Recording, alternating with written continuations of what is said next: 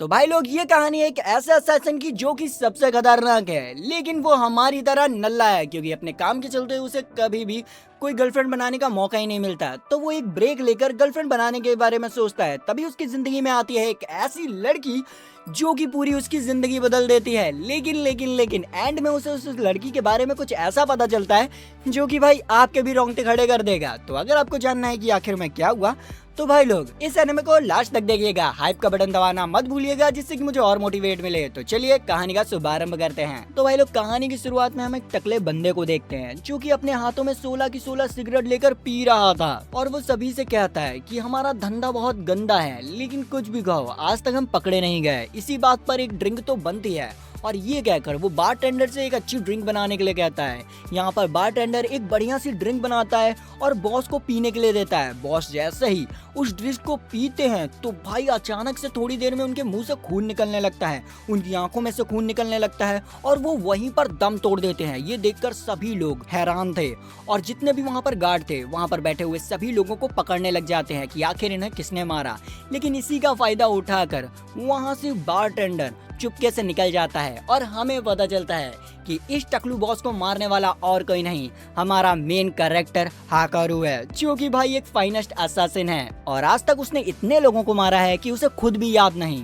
यहाँ रास्ते में हिकारू एक लड़की को किस करते हुए देखता है और इसी चक्कर में वो एक पोल से टकरा जाता है। इससे हमें ये पता चलता है कि हमारे बंदे की जिंदगी में कभी ये वाला चैप्टर आया ही नहीं और इसी चीज को दिल में दबाकर हमारा बंदा घर पहुंचता है, जहाँ पर वो अपनी बहन के साथ एक खेल खेल रहा होता है। उसकी बहन का नाम आकारी है, जो कि अपने भाई से कहती है कि तुम जो भी काम करते हो वो ठीक है, लेकिन पहले ये बताओ कि तुम शादी कब करोगे। जिस पर हिकारू कहता है, मैं ऐसे ही किसी से शादी नहीं कर सकता, मेरा काम ऐसा है कि मैं किसी भी औरत के पास नहीं जा सकता। जब किसी लड़की को पता चलेगा कि मैं एक पॉइजन क्लैन से बिलोंग करता हूँ तो वो उल्टा खुद मुझे मार देगी। आकारी यहाँ पर उसे समझाने की कोशिश करती है कि हम दोनों में से किसी एक को शादी करनी पड़ेगी ताकि हमारा वंश आगे बढ़ पाए। इसीलिए वो हिकारू से कहती है कि तुम शादी कर लो, क्योंकि वो खुद एक लेस्बियन है और उसके पास एक गर्लफ्रेंड है। अगर उसके क्लैन को पता चला तो वो उसकी गर्लफ्रेंड के साथ उसे भी मार देंगे। पर हिकारू कहता है कि मुझे अकेला रहना ज्यादा पसंद है और वैसे भी कौन सी ही लड़की होगी जो कि मुझ जैसे लड़के से शादी करना चाहेगी।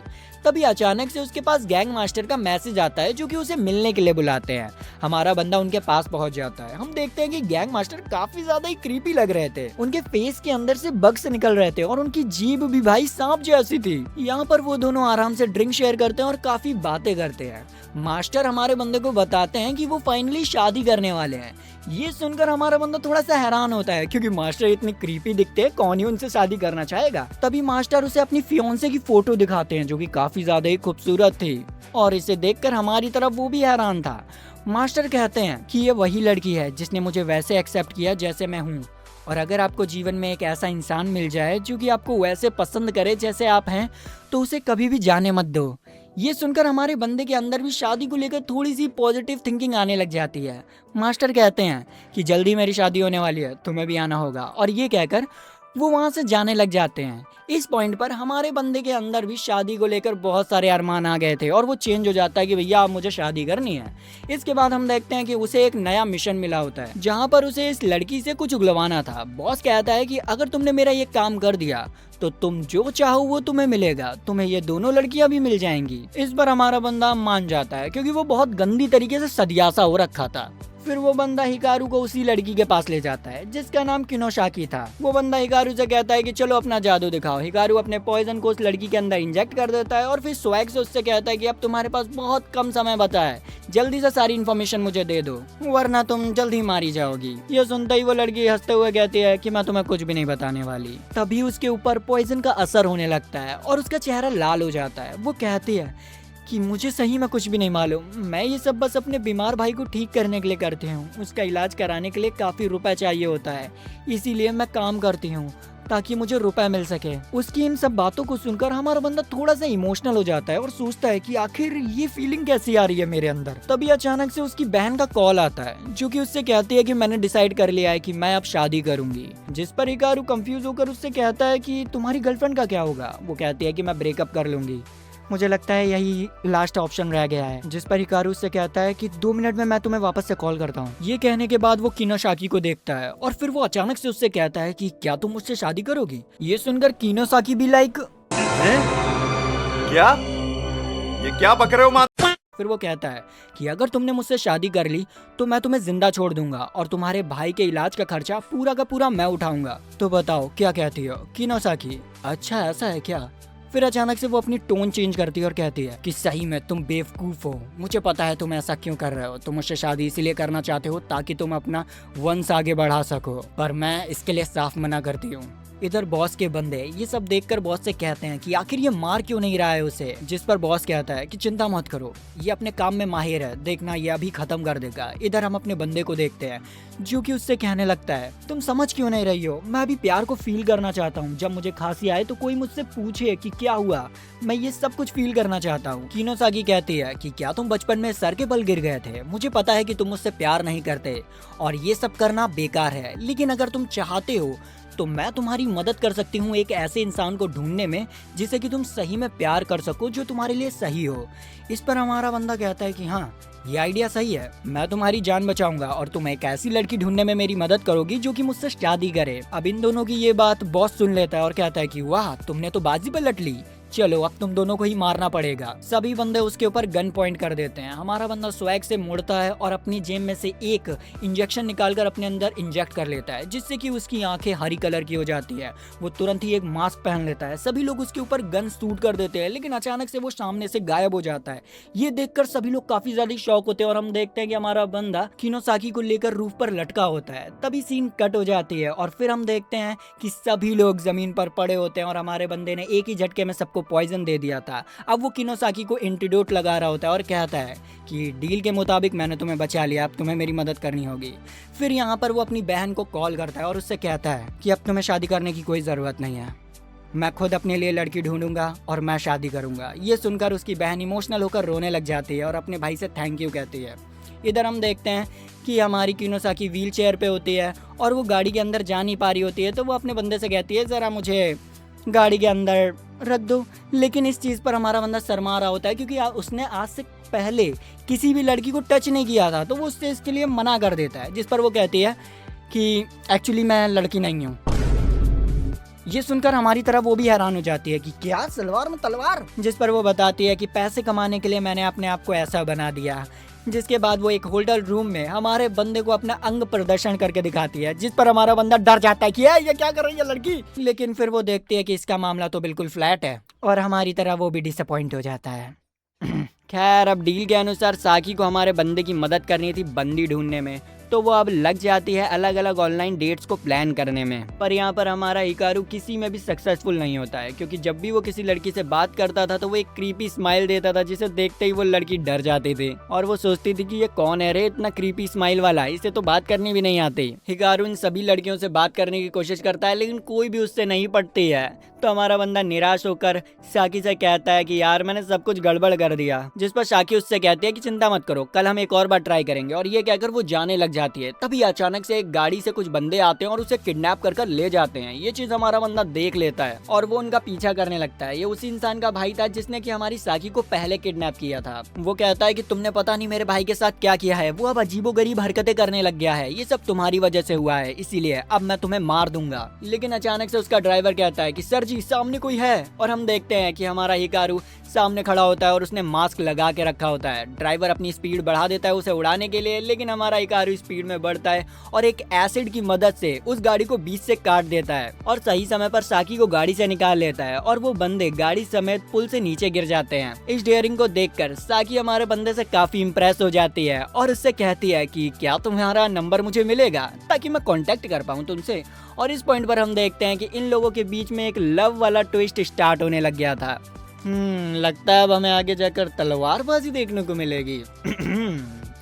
खैर आगे हमें बताया जाता है कि जो कोई भी अपने किलिंग एबिलिटीज को टॉप लेवल तक ले जाता है उन्हें मास्टर्स कहा जाता है, और ऐसे ही कुछ जनरेशन के बाद उनके अंदर काफी सारी लीथल एबिलिटीज आने लग जाती हैं जिन्हें मॉडिफाइड ब्लड लाइन भी कहा जाता है। और हमारा बंदा भी उन्हीं में से एक आता है। आगे हम देखते हैं कि हिकारू एक क्रू के ऊपर खड़ा था। उसे समझ नहीं आ रहा था कि आखिर वो यहाँ पर क्या कर रहा है। तभी वहाँ पर हमारी साकी आती है, जिसे कि भाई सारे बंदे वहीं पर ताड़ रहे होते हैं, लेकिन वो आते के साथ ही साथ हिकारू का हाथ पकड़ लेती है, जिस पर हिकारू उसका हाथ छुड़ाते हुए कहता है कि अरे ये क्या कर रही हो, तुम्हें पता है ना तुम कौन हो। साकी कहती है कि बहुत अजीब इंसान हो, पता है मेरे हाथ को पकड़ने के लिए लोग करोड़ों रुपए देते हैं और तुमने ऐसे ही छुड़ा लिया। कितने भोले हो। अब वो दोनों ही क्रूज के अंदर आ जाते हैं। हिकारू साकी से पूछता है कि आखिर तुम मुझे यहाँ पर क्यों लाई हो, जिस पर साकी उसे बताती है कि जैसा कि तुम्हें पता है कि तुम सारी डेट को ही बर्बाद कर देते हो, इसीलिए मैं यहाँ पर तुम्हें लाई हूँ ताकि तुम्हारी अच्छी खासी ट्रेनिंग हो सके। वहाँ पर बहुत सारी पिक्चर्स थी जिन्हें देखकर साकी उनकी तारीफ करने लग जाती है और हिकारू से भी तारीफ करने के लिए कहती है, लेकिन हमारे बंदे को समझ ही नहीं आ रहा था कि उसे कहना क्या चाहिए। इस पर साकी उसके पॉइंट्स काट रही होती है, जिससे नर्वस होकर हमारा बंदा नेट पर चेक करने लगता है कि आखिर उसे क्या करना चाहिए। साकी उससे कहती है कि सुनो, तुम्हें मुझे इम्प्रेस करने की कोशिश नहीं करनी है, बस तुम्हें नेचुरल रहना है जैसे तुम हो, ताकि ये डेट में हम दोनों ही खुश रहें। वो इस चीज को समझने की कोशिश करता है। आगे एग्जीबिशन में उसे एक कैंडी का पैकेट दिखता है जो कि भाई काफी ज्यादा ही रेयर था। उसे देखकर हमारा बंदा बच्चे की तरह रिएक्ट करने लगता है और कहता है कि मुझे ये चाहिए, भले ही इसके लिए मुझे कितना भी रुपया देना पड़े, लेकिन मुझे ये चाहिए। ये देखकर साकी काफी ज्यादा शौक होती है और उसे यहाँ से ले जाने लगती है, क्योंकि वो पागलों की तरह हरकतें कर रहा था। लेकिन वो ये देखकर भी खुश थी कि आखिरकार हिकारू को कुछ तो इंटरेस्टिंग लग रहा है। आगे जाकर हिकारू एक पेंटिंग को गर्दन टेढ़ी करके देखने लगता है। ये चीज देखकर साकी भी ऐसा ही करती है और उसे भी वो पेंटिंग काफी ज्यादा इंटरेस्टिंग लगती है और वो इस चीज पर हिकारू को प्लस पॉइंट देती है। ऐसे ही वो लोग यहाँ वहाँ घूम रहे होते हैं, तभी हमारा बंदा उससे पूछता है कि आखिर मेरा चार्म क्या है। साकी उसे अपने सामने एक आर्टिस्ट के बारे में बताना शुरू करती है और वो कहती है कि वो इंसान काफी अलग अलग पेंटिंग बनाता है और यह दिखने में भी ज्यादा अच्छा नहीं दिखता है, फिर भी उसके फैंस ने उसे ऐसे ही एक्सेप्ट किया और ये काफी यूनिक है। और ऐसे ही दुनिया में काफी सारे लोग हैं जिनके पास अलग अलग टैलेंट है और लोग उन्हें उनकी टैलेंट की वजह से ही पसंद करते हैं, सब एक जैसे नहीं होते। वो कहती है कि अलग अलग टैलेंट भी लोगों को वैसे ही अट्रैक्ट करते हैं जैसे कि लोगों की पर्सनालिटी और उनके लुक्स अट्रैक्ट करते हैं। हिकारू कहता है कि पर मेरे पास ऐसा कोई भी टैलेंट नहीं है। साकी उसे बताती है कि नहीं, तुम्हारे पास टैलेंट है दूसरों को बचाने का। जब तुमने मुझे पहली बार बचाया था वहाँ पर बहुत सारे लोग थे, लेकिन अकेले ही तुमने उन सब को ठिकाने लगा दिया था और ये सब तुम्हारे चार्म का ही नतीजा था। इसीलिए तुम्हें अपने चार्म को चमकाने के लिए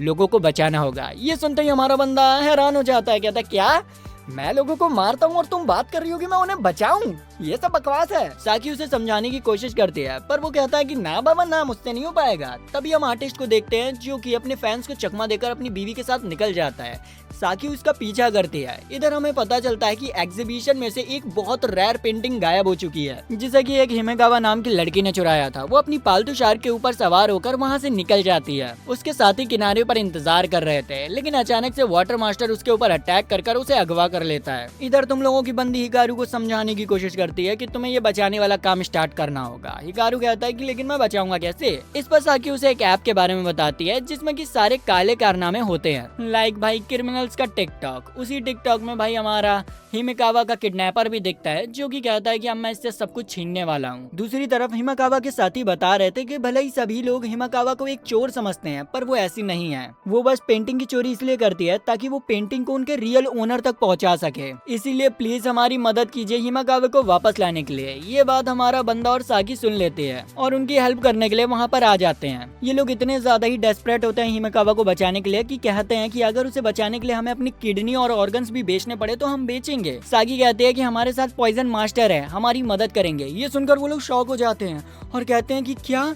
इनकी फीस तो काफी ज्यादा ही होगी। लेकिन फिर उनका बॉस कहने लगता है कि अगर पॉइजन मास्टर हमारे साथ हुए तो हम डेफिनेटली उन्हें छुड़ा लेंगे और वो इस चीज के लिए मान जाते हैं। यहाँ पर हमारा बंदा फुल चौड़ में उठता है, जिसे देखकर भाई वो लोग डर जाते हैं कि ये हमारी बैंड बजाने वाला है। लेकिन हिकारू कहता है कि क्या उस लड़की को ग्लासेस वाले लड़के पसंद हैं? तभी अचानक से सीन कट होती है और हमें उसी किडनैपर को दिखाया जाता है, जो कि हिमेकावा से कह रहा होता है कि तुम ये चोरी चकारी छोड़ दो और मेरी टीम में आ जाओ। और वैसे भी तुम काफी ज्यादा ही सुंदर हो, मैं इसके बदले में तुम्हें सब कुछ दूंगा। पर हिमेकावा इस ऑफर को मना कर देती है और कहती है कि मुझे ये पेंटिंग चाहिए ताकि मैं उस बच्ची को ये पेंटिंग वापस दे सकूं जिससे कि उन लोगों ने इसे छीना है। हिमेकावा बताती है कि उसने उस बच्ची से वादा किया है कि वो इस पेंटिंग को उसे वापस देगी क्योंकि ये जो पेंटिंग है वो उसकी मॉम की है। किडनैपर कहता है कि अच्छा ऐसा है क्या। फिर वो वाटर मास्टर से कहता है कि इसकी सोल को डिस्ट्रॉय कर दो ताकि ये हमारी बात माने। वाटर मास्टर अपने काम पर लग जाता है। वहीं दूसरी तरफ हम देखते हैं कि हमारे बंदे लोग किडनैपर के अड्डे तक पहुंच जाते हैं और चुपके चुपके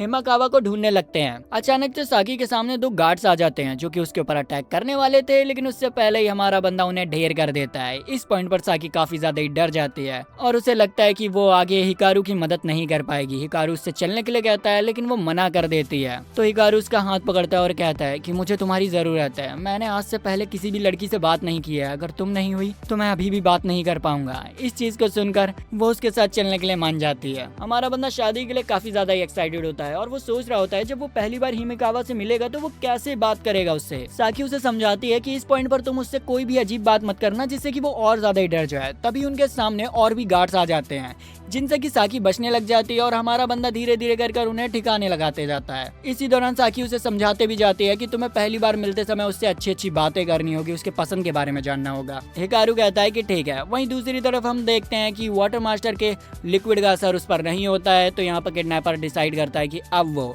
हिकारी को ठिकाने लगा देगा और वो यहाँ पर हिमिकावा के सर पर गन पॉइंट कर देता है, लेकिन इससे हिमिकावा को घंटा भी फर्क नहीं पड़ता। तो किडनैपर अपनी गन पॉइंट को पेंटिंग की तरफ कर देता है, जो देखते ही हिमिकावा डर जाती है और कहती है कि ऐसा मत करना प्लीज। और ये कहकर वो उसके शर्तों को मानने ही वाली होती है कि तभी अचानक से किडनैपर का हाथ अचानक से कट जाता है और उसे काफी ज्यादा ही दर्द होने लगता है। और वो कहता है कि लड़की तुमने ये क्या किया। हिमिकावा को भी समझ नहीं आ रहा था कि आखिर हो क्या रहा है। तभी अचानक से किडनैपर देखता है कि उस पेंटिंग के अंदर से एक घोस्ट उसकी तरफ आ रहा है और वो जमीन पर गिर जाता है। तभी हमें पता चलता है कि ये सब तो हकीकत में एक इल्यूजन था जो कि हमारे हिकारू के पॉइजन की वजह से हुआ था। यहाँ पर हिकारू हिमिकावा को अपना इंट्रोडक्शन देता है, जिस पर हिमिकावा थोड़े हैरान होते हुए पूछते हैं कि मेरे पार्टनर्स के पास इतना रुपए नहीं था, आखिरकार उन्होंने तुम्हें कैसे अपॉइंट किया। यह सुनकर हिकारू की सिट्टी पिट्टी गोल हो जाती है और वो हमारी बंदी से कहता है कि अरे बता यार क्या कहूँ अब आगे। साकी हिमिकावा को छुड़ाने के लिए आगे बढ़ती है, लेकिन वाटर मास्टर उसे पकड़ लेता है, जिसे देखते ही हमारा बंदा भी इंजेक्शन लगाकर बैटल के लिए तैयार हो जाता है और एक ही झटके में वाटर मास्टर से हिमिकावा को बचाकर साकी को उसे दे देता है और फिर इन दोनों के बीच में फाइट स्टार्ट होने लग जाती है।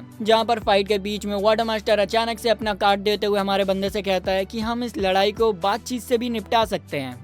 ये सुनकर हिकारू शॉक हो जाता है कि क्या बात से।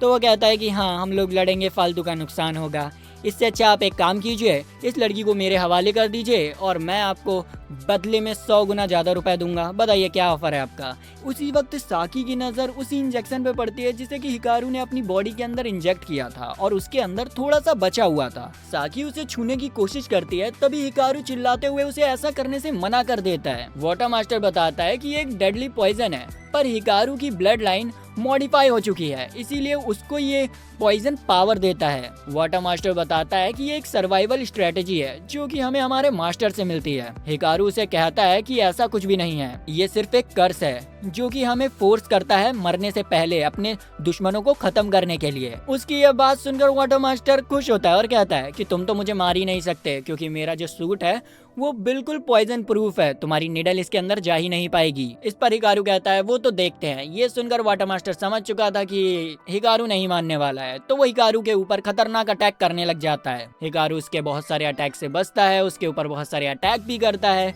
और इसी दौरान हिकारू को पता चलता है कि ये जो वाटर मास्टर है वो हकीकत में एक लड़की है। वाटर मास्टर उससे कहता है कि तुम तो 5 बिगेस्ट क्लैन में से एक से आते हो ना, जो कि पूरी इंडस्ट्री को रूल करते हैं, तो फिर तुम इस बेकार से मिशन में क्या कर रहे हो? क्या तुम उस लड़की को पसंद करते हो? और ये कहकर वो हिकारू के ऊपर जोरदार अटैक करते हैं। हिकारू उसके अटैक से बचता है और भाई इसी चक्कर में वो वाटर मास्टर के सूट में एक होल कर देता है, जिससे कि भाई एक धमाका हो जाता है और इसी चीज का फायदा उठाते हुए हिकारू वाटर मास्टर का सर पकड़ता है और जमीन पर मार देता है और कहता है अभी तो हम दोनों अनजान हैं, लेकिन आगे जाकर कुछ भी हो सकता है। और ये कहते हुए वो वाटर मास्टर का वापस से सर पकड़ता है और एक पिलर में मार देता है, जिससे उसका जो हेलमेट होता है वो बुरी तरीके से टूट जाता है और उसका फेस दिखने लग जाता है।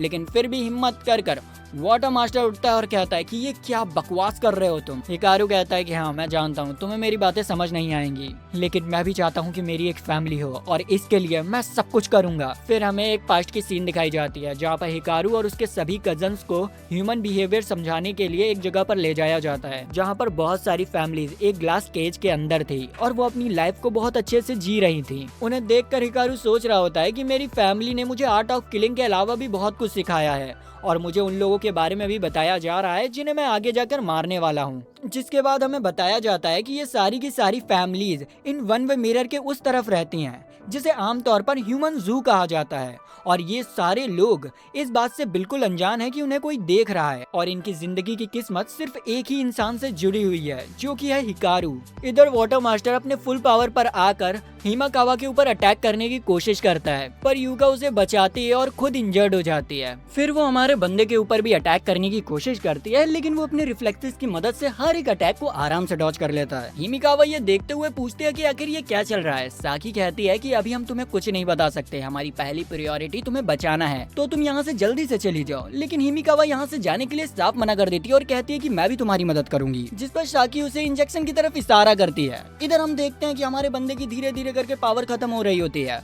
और वाटर मास्टर उसके ऊपर हावी हो रही थी। अचानक से हिमिकावा उसके ऊपर कूद पड़ती है। ये देखकर हमारा बंदा हैरान था कि हिमिकावा उन्हें छोड़कर गई नहीं यहाँ से। हिमिकावा कहती है कि मैं तुम्हारी मदद करूंगी और उसके हाथ में वही सिरिंज थी जो कि वो उसकी बॉडी में इंजेक्ट करने ही वाली थी। लेकिन मास्टर उसे पकड़ता है और कहता है कि आखिरकार तुम मेरे चंगुल में आ ही गई, अब तुम्हें कोई नहीं बचा सकता। लेकिन तभी वो देखता है कि हिकारू के हाथ में वही इंजेक्शन था तो वो जल्दी से उससे कहने लगता है कि अगर तुमने ये इंजेक्शन लगाया तो मैं इस लड़की को मार दूंगी, जल्दी से इंजेक्शन फेंक दो। और वो इंजेक्शन फेंक देता है लेकिन वो इंजेक्शन खाली था। मास्टर जैसे ही अपनी पलक झपकाता है हिकारू उसके पीछे आता है, उसके ऊपर अटैक करता है और हिमिकावा को बचा लेता है। लेकिन वो तभी नोटिस करता है कि उसका एक हाथ हिमिकावा के गलत जगह पर है और वो पूरी तरीके से स्टन हो जाता है कि अब मैं क्या करूं, ये मैंने क्या कर दिया, साकी कुछ करो। वहीं दूसरी तरफ हम मास्टर को देखते हैं जिसे ऐसा लग रहा था कि उसकी पूरी बॉडी जल रही है पर अचानक से उसकी जलन मिट जाती है और वो अपने सामने हिकारू को देखता है। हिकारू कहता है कि मुझे पता है कि तुम्हारी बॉडी अगर डायरेक्ट ऑक्सीजन में आएगी तो वो इन्फेक्टेड हो जाएगी और वैसे भी मैंने इसके बारे में पढ़ा है और मैंने तुम्हारे लिए एक क्रीम बना दी है जो कि तुम्हारे काफी काम आएगी। वाटर मास्टर कहता है कि क्या तुम मेरे ऊपर दया कर रहे हो? हिकारू ऐसा कुछ भी नहीं है, मैंने ये सारा कुछ इसलिए किया है ताकि तुम्हें ये सारी बातें याद रहें कि तुम्हें दोबारा मुझसे पंगा नहीं लेना है। वहीं हम किडनैपर को देखते हैं जिसकी हालत काफी खराब हो रखी होती है और वो हिकारू को देखकर काफी डर रहा होता है। इधर हिमिकावा उस पेंटिंग को लेकर जाने लगती है। हिकारू और साकी उससे कहते हैं कि अपना ध्यान रखना, जिस पर वो कहती है कि मेरी फिक्र मत करो, मैं अब अगली बार पकड़ी नहीं जाऊंगी। और फिर हम देखते हैं कि वो हिमिकावा की पालतू शार्क के साथ उस शिप को छोड़कर जा रहे होते हैं और इन दोनों की इस पॉइंट पर बहुत गंदी हालत हो रखी होती है। हिमिकावा अपने प्रॉमिस को पूरा करती है और उस पेंटिंग को उस लड़की तक पहुंचा देती है जिसे देखकर वो काफी ज्यादा खुश होती है और उसे थैंक यू कहती है। इधर ये लोग भी काफी ज्यादा इमोशनल हो रहे होते हैं। हिमिकावा हिकारू को सामने बुलाती है पर वो कोने में खड़े होकर कहता है कि नहीं नहीं मैं नहीं आऊंगा, जिस पर साकी उसे जबरदस्ती कैमरे के सामने ले जाती है और वो लड़की उसे थैंक यू कहती है। फिर हिमिकावा भी उसे बताती है कि जब उसे पता चला कि वो एक मास्टर है तो उसे लगा था कि वो एक खड़ूस इंसान होगा, लेकिन नहीं, हिकारू तो काफी ज्यादा ही अच्छा है। ये सुनकर हिकारू को अच्छा लगता है। इसी बीच यूकी भी कहती है उससे कि मैं भी तुम्हें थैंक यू कहना चाहती हूँ क्योंकि तुम्हारी पैसों की वजह से मेरा भाई अब पूरी तरीके से ठीक हो चुका है। लेकिन वो बुद्धू बच्चा बाहर जाने के लिए काफी जिद करता है। ये सब सुनने के बाद हिकारू थोड़ा सा इमोशनल हो जाता है और वहाँ से चुपचाप जाने लगता है। पर ये सभी लोग उसे रोकते हैं और कहते हैं कि बताइए हम आपकी पेमेंट कैसे करें। हिमिकावा भी उससे कहती है कि तुमने जो हमारे लिए किया है वो बहुत ज्यादा ही है, अगर कभी भी तुम्हें हमारी जरूरत पड़े हमें बेझिझक बुला लेना। ये सुनते ही हमारे बंदे की सिट्टी पिट्टी गुल हो जाती है। इसी मौके का फायदा उठाते हुए साकी हिमिकावा को एक सेलिब्रेशन पार्टी के लिए इनवाइट करती है। अगले दिन ये दोनों एक रेस्टोरेंट पर पहुंच भी जाते हैं पर साकी नहीं आती है। वो ऐसा इसीलिए करती है ताकि ये दोनों साथ में टाइम स्पेंड कर पाए और वो वहीं पर खड़े होकर देख रही थी। वो हमारे बंदे को मैसेज में बता भी देती है जिसे सुनकर वो काफी ज्यादा ही शॉक हो जाता है और उसे ऐसा लगता है कि वो तो फंस चुका है। आगे वो दोनों रेस्टोरेंट के अंदर जाते हैं जहाँ पर सभी ने शार्क की कैप पहनी थी और वो डांस कर रहे थे। हिमिकावा भी डांस करती है पर हमारे बंदे को समझ ही नहीं आ रहा था कि उसे अब क्या करना चाहिए। इधर साकी उसके ऊपर नजर रख रही थी और सोच रही होती है कि आज तो हिकारू अपने दिल की बात कर ही देगा। लेकिन इधर हमारा बंदा फुल जोन आउट था कि उसे क्या कहना चाहिए। वो पूरा नोटिस करता है कि मुझे कौन सी बात से स्टार्ट करना चाहिए। तभी वो उसकी नेकलेस की तारीफ करते हुए कहता है कि क्या ये तुम्हारा नेकलेस किसी की निशानी है, जिस पर वो तुरंत ही कह देती है कि नहीं, ये तो मैंने अभी खरीदा है थोड़ी देर पहले, और इनकी बात स्टार्ट होने से पहले ही खत्म हो जाती है। ये देखकर साकी सोचती है कि अरे इससे कुछ ना होने वाला, और वो उसकी मदद करने के लिए उसके पास जाने लगती है और उसके फ़ोन को कनेक्ट करने की कोशिश करती है। पर तभी एक वेटर आता है और उससे कहता है कि ना मैडम जी, आप ये नहीं कर सकती। पर हमारी चालाक चुईया अपना हुस्न का जादू दिखाती है और उसे अपनी स्पेशल सर्विस देने लगती है। पर इतने में ही हम देखते हैं कि हिमिकावा हिकारू से कहती है कि आखिर तुम खाना क्यों नहीं खा रहे हो। हिकारू हिचकिचाते हुए बताता है कि आज तक मैंने किसी और के हाथ का बना खाना नहीं खाया है, ऐसा हो सकता है कि इसमें जहर हो, इसीलिए मुझे थोड़ा सा डर है, और वैसे भी बचपन से मैंने अकेले ही बैठकर खाया है, तो मुझे इन सब चीज़ों की आदत नहीं है। ये सुनकर हिमिकावा बताने लगती है कि मैं भी बचपन से अकेली हूँ।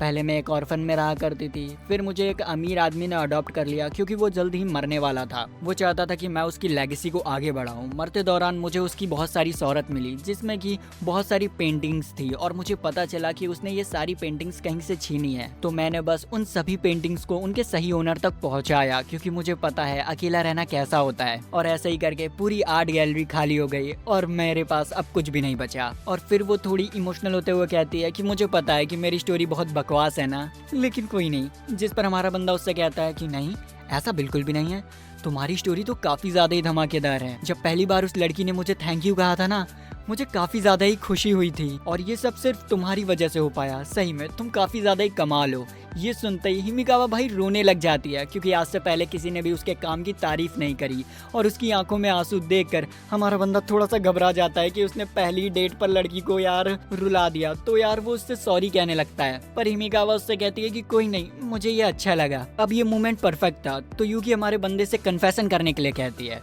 तो हमारा बंदा पूरा एनर्जी इकट्ठा करता है और हिमिकावा से कहता है कि मैं तुमसे कुछ कहना चाहता हूँ। हिमिकावा यहाँ पर फुल सस्पेंस में, और हमारा बंदा उससे कहता है कि क्या तुम मेरी दोस्त बनोगी। ये सुन के हिमिकावा शॉक हो जाती है और कहती क्या, मुझे लगा था कि तुम मुझे प्रपोज करने वाले हो। जिस पर वो कहता है कि हाँ, वैसे तो मैं यही करने वाला था, लेकिन अभी तुम भी मुझे नहीं जानती हो और मैं भी तुम्हें नहीं जानता हूँ, तो पहले हम दोस्त बनते हैं, क्योंकि तुमने मेरी सेकंड साइड नहीं देखी है, जो कि काफी डरावनी है, जिससे मुझे भी डर लगता है। इसीलिए पहले हम दोस्त बनते हैं, फिर मैं तुम्हें प्रपोज करूंगा। हिमिकावा हंसते हुए उसकी दोस्त बनने के लिए तैयार हो जाती है और कहती है कि मुझे इम्प्रेस करना इतना भी आसान नहीं होगा। जिसके बाद वो वहाँ से जाने लग जाती है। जाने से पहले वो हमारे बंदे से कहती है कि क्या मैं तुम्हारे लिए खाना बना सकती हूँ। इस पर हमारा बंदा शॉक होकर कहता है कि हाँ बिल्कुल बना सकती हो, और फिर वो वहाँ से निकल जाती है।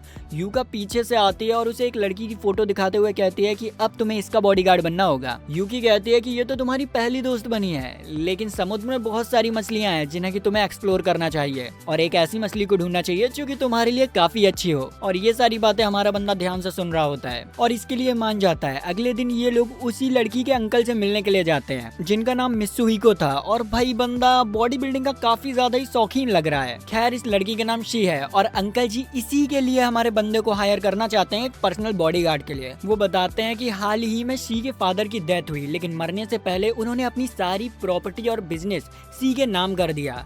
लेकिन इस चीज से इनकी जो बड़ी बहन है वो बिल्कुल भी खुश नहीं थी, क्योंकि उन्हें लगता था कि ये सारा बिजनेस उन्हें मिलना चाहिए। इसीलिए वो कहीं ना कहीं सी को मारने की कोशिश करेंगी, और र्यूमर ये फैले हैं कि उन्होंने एक असैसिन को हायर भी किया है सी को मारने के लिए। इसीलिए हम चाहते हैं कि तुम सी को बचाओ। लेकिन वो यहाँ पर एक शर्त रखते हैं हिकारू के सामने कि किसी को भी पता नहीं चलना चाहिए कि हिकारू शी का बॉडीगार्ड है। ये सुनकर हिकारू थोड़ा सा कंफ्यूज होता है, अगर ये छुप कर रहेगा तो भाई अपना काम कैसे करेगा। पर साकी एक फेक स्टूडेंट आईडी लेकर आती है और उससे कहती है कि आज से तुम्हारा नाम होगा ओशिमा, एक नया थर्ड ईयर स्टूडेंट। तभी से हिकारू से हाई स्कूल पार्टी में जाने के लिए रिक्वेस्ट करती है, लेकिन हमारा बंदा मना कर देता है क्योंकि वहाँ पर खतरा हो सकता है। जिस पर सी उसे मनाने के लिए अपना मासूम चेहरा दिखाती है और हमारा बंदा चेहरे को देखकर पिघल भी जाता है। फिर हम देखते हैं कि ये लोग हाई स्कूल पार्टी में थे, जहाँ पर बहुत सारे स्टूडेंट्स के बीच में बैठकर सी को काफी ज्यादा ही नर्वस फील हो रहा होता है, और वो सोच रही होती है कि आखिर मैं इन्हें अपना इंट्रोडक्शन कैसे दूंगी।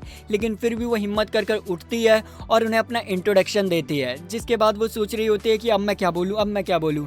लेकिन तभी हमारा बंदा भी उठता है। उसे देखकर साकी सोचती है कि अब पता नहीं ये क्या कहने वाला है। हिकारू जोश में अपना इंट्रोडक्शन देता है, और फिर वो सोचता है कि चलो इन्हें इम्प्रेस करते हैं, और इम्प्रेस करने के चक्कर में वो बहुत सारी बियर एक ही बार में पी जाता है। ये चीज सबको अजीब लगती है, लेकिन सबसे ज्यादा अजीब तब लगता है जब हिकारू को कुछ होने लगता है और वो अपने मुंह से उन सारी बियर्स को एक जेली के फॉर्म में निकाल देता है। उसे लगता है कि इस ट्रिक को देखकर सभी लोग काफी ज्यादा इंप्रेस हो जाएंगे, लेकिन ये चीज सबको काफी ज्यादा ही डिस्गस्टिंग लगती है। तभी उनमें से एक हैंडसम सा बंदा उठता है और अपना इंट्रोडक्शन स्टार्ट कर देता है और वो बताता है कि उसका नाम नारुको है, जिसे देखकर भाई वहाँ की सारी लड़कियां उस पर फिदा हो जाती हैं और उसके पास जाकर उससे बातें करने लग जाती हैं। जिसके बाद हम देखते हैं कि ये लोग वापस से पार्टी से घर जा रहे थे और इसी वक्त हमारा बंदा सी से पूछता है कि आखिर तुमने अपने आप को पार्टी में आने के लिए फोर्स क्यों किया? क्या तुम अपनी कम्युनिकेशन स्किल अच्छी कर रही थी ताकि तुम बिजनेस को अच्छे से संभाल सको? सी कहती है कि ऐसा नहीं है, मैं बस अपने फादर से किए गए प्रॉमिस को पूरा करना चाहती हूँ। उन्होंने मरने से पहले मुझसे कहा था कि मुझे डरना छोड़कर अपनी जिंदगी को खुलकर जीना चाहिए, तो मैं बस वही करने की कोशिश कर रही हूँ। और भाई ये कहते हुए वो रोने लग जाती है। इस पर हिकारू उसे शांत करते हुए कहता है कि ठीक है, तुम अपनी जिंदगी जियो, तुम्हारे ऊपर कोई भी खतरा आएगा मैं तुम्हें बचाऊंगा। ये सुनकर सी थोड़ा ब्लश करने लग जाती है। तभी हम देखते हैं कि छुपकर कोई उनकी बातें सुन रहा होता है और वो और कोई नहीं नारुको था। और भाई यही वो असैसिन है जो किसी को मारने के लिए अपॉइंट हुआ है। अगले दिन नारुको आराम से मसाज ले रहा था, तभी फ्यूरी आती है और उसे डांटते हुए पूछती है कि आखिर इतना टाइम क्यों लग रहा है, और वो बार बार यही कंप्लेन कर रही थी, जिससे नारुको काफी इरिटेट हो जाता है और अपनी एबिलिटी से उसे थोड़ा काम कर देता है और कहता है कि अब मैं सबको संभाल लूंगा। वहीं दूसरी तरफ हम क्लास में अपनी टीम को देखते हैं, जहाँ पर भाई साकी ये देखकर हैरान थी कि हिकारू भाई पढ़ने में काफी ज्यादा ही ध्यान दे रहा है। वो उससे ये पूछती है तो वो कहता है कि मुझे नई चीजें सीखने में काफी मजा आती है, और वो बार बार क्वेश्चन भी कर रहा था टीचर से। वहीं बाहर हम नारुको को देखते हैं जो कि भाई मेडिटेशन कर रहा था। कुछ देर बाद वो अपनी साउंड टेक्निक का यूज करता है, जिससे कि हाई फ्रिक्वेंसी वाइब्रेशन पैदा होती है और पूरे क्लासरूम की ग्रेविटी अचानक से बढ़ जाती है। ये देखकर हिकारू हैरान होता है। तभी अचानक से क्लासरूम की सीलिंग टूटकर सी के ऊपर गिरने वाली होती है, पर हमारा बंदा क्विक रिफ्लेक्सेस दिखाता है और अपने अंदर तुरंत ही इंजेक्ट कर लेता है इंजेक्शन को और तुरंत ही शी को बचा लेता है। ये सबको नारुको देख लेता है और उसे हिकारू के ऊपर शक होता है, क्योंकि कोई भी इंसान उसके अटैक से इतनी जल्दी बच ही नहीं सकता है, और वो समझ जाता है कि हिकारू एक पॉइजन मास्टर है। इधर हिकारू आज के इंसिडेंट के बारे में सी के अंकल को सब कुछ बता देता है, लेकिन यहाँ पर सी कल होने वाली ट्रिप को लेकर थोड़ी परेशान होती है कि क्या अंकल अब उसे उस ट्रिप में जाने देंगे, जिस पर मे कहती है कि पूछ के देख लेना। फिर हम देखते हैं कि वो अपने अंकल से कल के ट्रिप के बारे में पूछ रही होती है, लेकिन सरप्राइजली उसके अंकल उसे भेजने के लिए तैयार हो जाते हैं। अगले दिन हम देखते हैं कि सी हमारे बंदे के साथ निकल जाती है अपने ट्रिप के लिए, और तभी हमें पता चलता है कि असल में अंकल जी को नारुको ने अपने कंट्रोल में कर लिया था। कुछ देर बाद सभी स्टूडेंट बस से कैंपिंग लोकेशन की तरफ निकल लेते हैं। बस में हिकारू सोच रहा था कि अगर उसे असैसिन को रोकना है तो उसे उससे सीधे मुकाबला करना होगा, और यही सब सोचते हुए वो कैंपिंग साइट तक पहुंच जाता है। वहां पहुंचते ही तो अपना भाई भैया लड़कियों को इम्प्रेस करने के लिए अपनी कुकिंग स्किल दिखाने लगता है। उसके कॉन्फिडेंस और खाना बनाने के स्टाइल को देखकर लोग उससे काफी ज्यादा ही अट्रैक्ट हो रहे होते हैं, लेकिन वहीं पर शी अभी भी हेजिटेट कर रही होती है। पर वो अपनी हिम्मत जुटाती है और सभी के सामने एक छोटा सा मैजिक शो परफॉर्म करती है, जो कि भाई सभी को काफी ज्यादा ही पसंद आ जाता है और सभी लोग उसके परफॉर्मेंस को देखने भी लगते हैं। वहीं दूसरी तरफ नारुको भाई कुछ और ही दिखाकर लड़कियों को इम्प्रेस कर रहा था। खैर दिन के आखिरी में हिकारू शी की तारीफ करता है कि तुमने बहुत अच्छा परफॉर्मेंस किया। शी शर्माते हुए कहती है ये तो बस उसके फादर ने सिखाया था उसे। तभी अचानक से एक स्टूडेंट सभी से पूछता है कि क्या किसी ने क्लैडलिन कर्ज के बारे में सुना है, जिस पर सब मना कर देते हैं। तो वो कहानी सुनाने लगता है कि इस एरिया में पहले एक विलेज हुआ करता था, जहां पर लोग अपने देवताओं को अपने बच्चों का सेक्रीफाइस किया करते थे।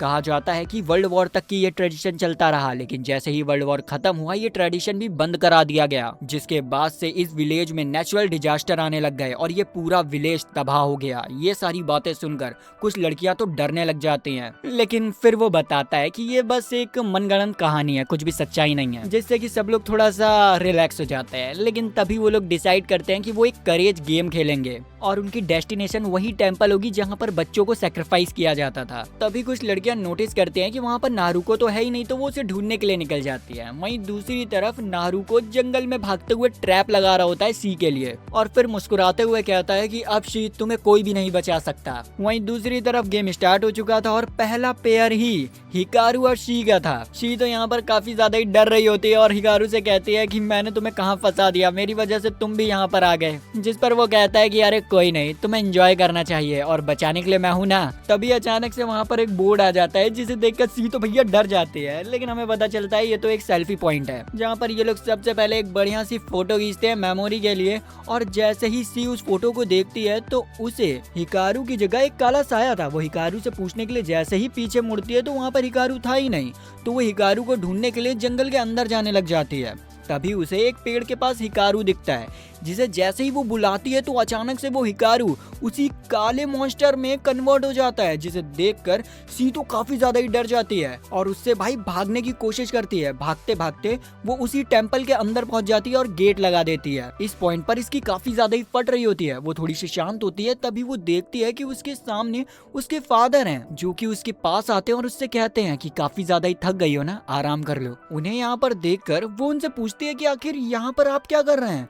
तो वो बोलता है कि मैं तुम्हें लेने आया हूँ, मुझे तुम्हारी काफी ज्यादा याद आती है, तुम सारी चीजों से थक गई हो ना, चलो मेरे साथ चलो। और ऐसे ही कर वो उसे मैनिपुलेट करने की कोशिश करते हैं और डेथ के बारे में सोचने के लिए कहते हैं और हमारी बंदी इजीली मैनिपुलेट हो भी जाती है। तभी उसके सामने एक फांसी का फंदा होता है जिस पर उसके फादर चढ़ने के लिए कहते हैं और भाई वो चढ़ने भी लगती है, लेकिन अचानक से उसका दिमाग ठीक हो जाता है और वो उस टेम्पल से बाहर कूद जाती है। अब खाई में गिरते हुए उसे समझ नहीं आ रहा था कि उसे क्या करना चाहिए, वो कैसे बचे। तभी वो एक छतरी निकालती है, लेकिन हवा का प्रेशर इतना ज्यादा था कि वो छतरी भी टूट जाती है और उसे लग रहा था कि अब तो भाई उसका राम राम सत्य हो जाएगा। लेकिन तभी वहां पर हिकारू की एंट्री होती है, जो कि भाई वाटर प्रेशर से एक कुशन बना देता है और अपने साथ हमारी बंदी को भी बचा लेता है। सी पूछती है कि आखिर तुम कहाँ चले गए थे। हिकारू कहता है मैं नहीं, तुम गई थी, मैं तुम्हें रोकने के लिए जैसे ही बढ़ा किसी ने मेरे ऊपर अटैक कर दिया और वैसे ही तुम मेरे सामने से गायब हो गई। तभी वहाँ पर नारुको आता है और कहता है वाह तुम बच गई, और ये कहकर वो तुरंत उनके सामने आ जाता है। इस पर हमारा बंदा सतर्क हो जाता है, पर नारुको कहता है कि मैं तुम्हें ऐसे नहीं मारूंगा, मुझे इसे एक्सीडेंट दिखाना है ताकि मेरे क्लाइंट के ऊपर कोई शक ना करे। और ये कहकर वो वहाँ से निकल लेता है। इधर हिकारू भी सी से चलने के लिए कहता है क्योंकि ये जगह अब उसके लिए सेफ नहीं थी, पर सी के पैर डर के मारे भाई काम ही नहीं कर रहे थे। तो हिकारू कहता है कि जल्दी से मेरी पीठ पर चढ़ जाओ, लेकिन सी उसके आगे लटक जाती है। ये चीज हमारे बंदे को समझ नहीं आती, लेकिन इस पॉइंट पर उसे सी को बचाना था तो वो ऐसे ही भागने लग जाता है। हारुको अपनी साउंड टेक्निक की मदद से उन्हें बहुत सारी डिप्रेसिंग वॉइस सुनाता है ताकि वो लोग उससे मैनिपुलेट हो जाएं। लेकिन हिकारू इससे बचने के लिए सी को ईयरबड्स लगाने के लिए देता है, पर सी उसे हेडफोन बना देती है, जिस पर नारुको कहता है कि ये तुम्हारा सबसे बेकार मूव था क्योंकि मेरे साउंड वेव ब्लेड्स की तरह काम करते हैं। और ऐसा होता भी है, हमारे बंदे के ऊपर बहुत सारे साउंड ब्लेड्स अटैक करने के लिए बढ़ते हैं, लेकिन हमारा बंदा हर एक अटैक से बच रहा होता है, जो देखकर नारुको पहले हैरान हो जाता है, लेकिन फिर वो चिल हो जाता है क्योंकि उसका मेन टारगेट तो शी है ना, और उसने सी तक की अपनी वाइब्रेशन पहुंचा दी थी, जिससे सी उसके कंट्रोल में आ भी जाती है। और ये चीज हमारा बंदा समझ जाता है। सी तुरंत उसकी गोदी से उतरती है और वहां से दूर जाने लग जाती है। नारुको की टेक्निक की वजह से शी को अपने अंकल दिखाई देने लगते हैं, जो कि उससे कहते हैं कि वो उसके लिए एक बोझ की तरह है और उन्होंने ट्रिप पर उसे इसीलिए भेजा ताकि वो मर जाए और वो उससे पीछा छुड़ा सके। ये सब सुनकर बंदी सही में ट्रॉमेटाइज होने लगती है, लेकिन तभी वहां पर हमारा बंदा आता है और उस अंकल के मुंह पर एक लात मार देता है और सी को विश्वास दिलाता है कि ऐसा कुछ भी नहीं है, उसके अंकल तो काफी ज्यादा ही अच्छे हैं और उन्होंने हिकारू को इसलिए भी सिलेक्ट किया था क्योंकि वो one of the best assassin में से एक था और उन्हें लगता था कि सी उसके साथ सेफ रहेगी, इसीलिए उन्होंने उसे हायर किया। ये सब सुनने के बाद सी नारुको के कंट्रोल से बाहर आ जाती है और हमारा बंदा उसे बेहोश कर देता है ताकि वो उसे बचा सके। और फिर वो नारुको से कहता है कि सी एक अच्छी लड़की है तो उसको परेशान करना बंद करो। इधर साकी गेरू और सी को ढूंढ रहे थे, तभी वो लोग वहाँ पर आ जाते हैं। हमारी बंदी ये देखकर हैरान थी कि सी आखिर उसके ऊपर ऐसे क्यों चिपकी हुई है, तो हमारा बंदा उसे सब कुछ बता देता है और फिर कहता है कि जल्दी से इसे लेकर यहाँ से दूर चले जाओ, क्योंकि उसे लगता था कि वापस से नारुको उसके ऊपर अटैक करेगा। और ऐसा होता भी है, नारुको उसके ऊपर बहुत सारी साउंड वेव से अटैक भी करता है, जिससे हमारा बंदा बच रहा होता है और डिसाइड करता है कि वो उसकी सारी वायर्स को काट देगा। वो उनके ऊपर एसिड डालता है, लेकिन वो इतनी तेजी से वाइब्रेट कर रही थी कि एसिड का असर भी उनके ऊपर नहीं होता है। नारुको उन वायर्स की मदद से बहुत बड़ा जाइंट बनाकर हिकारू के ऊपर अटैक कर देता है, लेकिन अचानक से वो जाइंट रुक जाता है। ये देखकर नारुको हैरान होता है और डायरेक्ट उस जाइंट के पास पहुंचता है। तभी उसे पता चलता है कि हिकारू ने कुछ मेडिसिन्स की मदद से वहां पर पेड़ों को इंस्टेंट ग्रो कर दिया था, जिन्होंने उसे पकड़ लिया है और उसकी स्टिंग्स भी टूटने लग गई हैं। वहीं दूसरी तरफ हम देखते हैं कि सभी स्टूडेंट्स उस जाइंट को देखकर काफी डर जाते हैं और वहां से निकलने की कोशिश करते हैं, पर लैंडस्लाइड की वजह से रास्ता ब्लॉक हो चुका था तो वो वहां से बाहर नहीं निकल सकते थे। तभी अचानक से उन सभी को नारुको की साउंड वेव सुनाई देती है, जिसकी वजह से उनके अंदर का जो डर था वो एक्सट्रीम लेवल पर बाहर आने लग जाता है और सभी लोगों को जंगल के गॉड की कहानी सच लगने लगती है और उन्हें लगता है कि अब वो सभी लोग मरने वाले हैं। सीनियर डरते हुए कहता है कि अगर हमें बचना है तो हमें रिचुअल को फॉलो करना होगा और हम में से जो छोटा है उसे सेक्रीफाइस करना होगा। ये सुनते ही सब लोग अपना आईडी कार्ड दिखाने लगते हैं क्योंकि उसमें उनकी एज लिखी हुई थी और इस पॉइंट पर हमारी जो सी थी वो उनमें से सबसे ज्यादा छोटी थी। जैसे ही ये चीज इन लोगों को पता चलती है तो सभी लोग पागलों की तरह सी को पकड़ने के लिए आगे बढ़ते हैं और इसी के साथ भाई इस एनिमे का पार्ट 1 खत्म होता है। तो अगर आपको एनिमे अच्छा लगा, लाइक सब्सक्राइब घंटा दबाइए, हमारी फैमिली में आ जाइए। तो मिलते हैं नेक्स्ट वीडियो में, तब तक के लिए बाय बाय।